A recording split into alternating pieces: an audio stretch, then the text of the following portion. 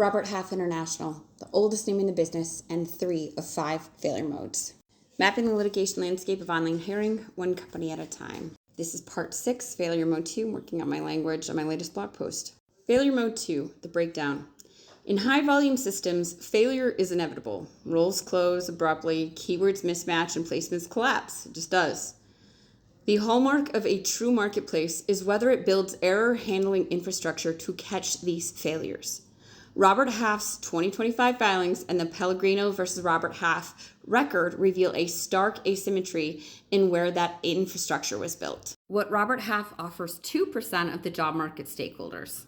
For employers, when a placement fails, documented recourse mechanisms exist. For permanent placements, the 2025 10K documents a 90-day guarantee period.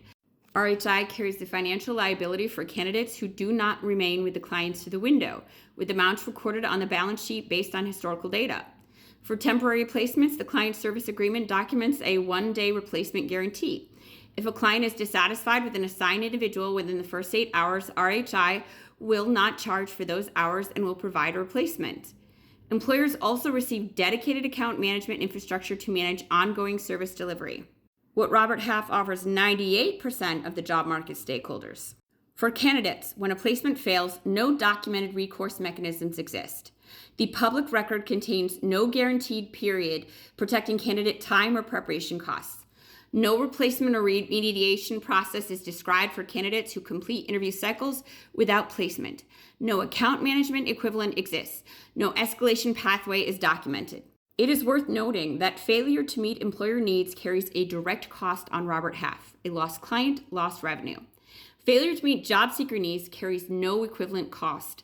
The closed ecosystem means a candidate who has had a bad experience generates no market signal, takes their uncompensated preparation time with them, and is replaced by the next candidate in the database. The vendor loses nothing. The employer loses nothing. The candidate absorbs the full cost of the failed experience alone. When the cost of a failed stakeholder experience falls entirely on one party and not at all on the vendor, that is the structural definition of extraction. The infrastructure asymmetry documented above is not incidental to that condition. It is what makes it sustainable. The investor claim versus the architecture. In a Q1 2026 earnings call, Robert Half's CEO told investors that the company's AI matching engine, quote, does that same matching for the benefit of our candidates, end quote, and is driven by, quote, proprietary data on candidate performance, end quote. The claim is presented as competitive distinction from job boards that optimize for clicks rather than outcomes. It's a good one. We'll talk about it next.